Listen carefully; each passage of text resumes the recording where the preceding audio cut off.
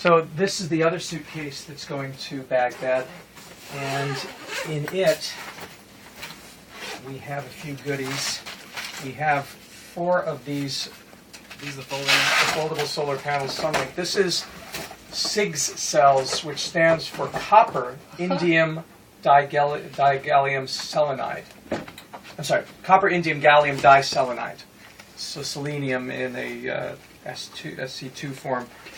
Copper indium gallium diselenide, and that means that it's basically made of plastic and copper rather than using silicon. There's no silicon in here, so it is flexible and very robust, doesn't break, and that's a real advantage. We are bringing over as well, we're bringing traditional solar cells. We're not bringing traditional solar panels because you can't easily get them on the plane, but here are 40 pieces of silicon cell. They're very fragile, very breakable. We have to be very careful getting them over there.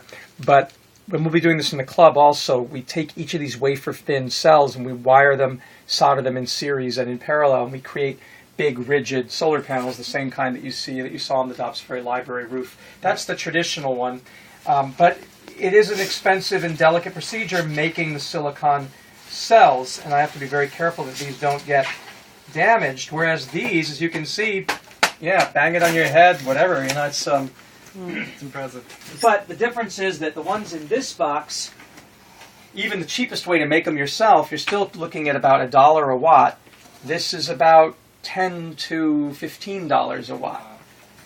Again, it's just about mass manufacturing and patent expiration. Once the patent is expired and everybody can manufacture these, the price on these should drop literally to pennies per watt, because it doesn't use a lot of exotic material. And they're really good. The military uses them all over, and they have them camo instead of black.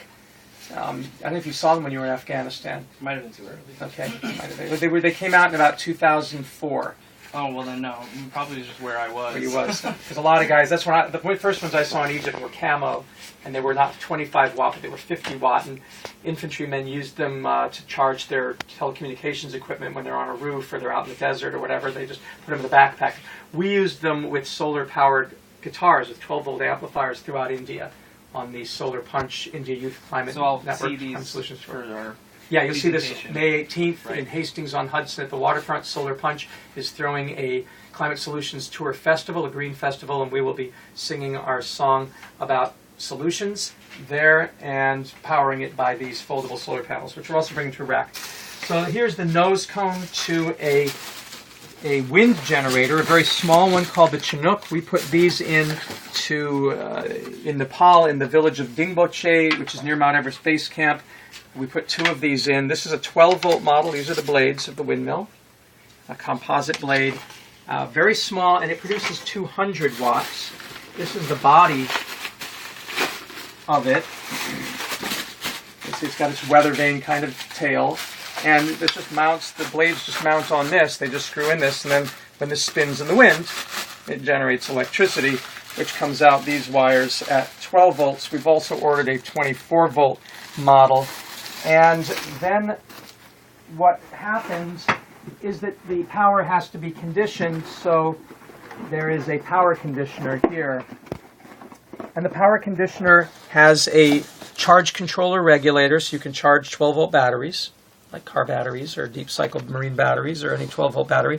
It's complementary with your solar electric system, so you can hook the solar panels through this charge controller and the windmill, and so when there's no wind but there is sun, you charge it with sun. When there's no sun, you've got wind, you charge it. And that's the great solution, is to have solar, because the sun is usually shining when it's not windy, and then when the clouds come or it's nighttime and there's no sun, the wind kicks up because the sun heated the air all day, and then cold air has to rush in. So you always have a solar wind cycle, and so solar and wind make great solutions. And it's nice that you can pack it in a suitcase. Yeah. Who knew? Throw it in your backpack. Yeah, and this suitcase with the stuff in it weighs 47 pounds, so it's within the 50-pound limit. That's 100 watts of solar power, because that's 25 watts each panel. You can see written on here, 25 watts. And so 100 watts is usually the minimum that I suggest for your basic sustainability. That is, 100 watts of peak power can be stored in a battery, so you get 5 good hours of sun. That's 500 or half a kilowatt, 500 watts stored in your battery bank. With that, overnight, you can use So let's say you had 4 22-watt light bulbs, that, like the ones I showed, the LED really super bright ones, Yep. which is 22 watts. You could run 4 of those, which would be 100 watts, for 5 hours off of that gain.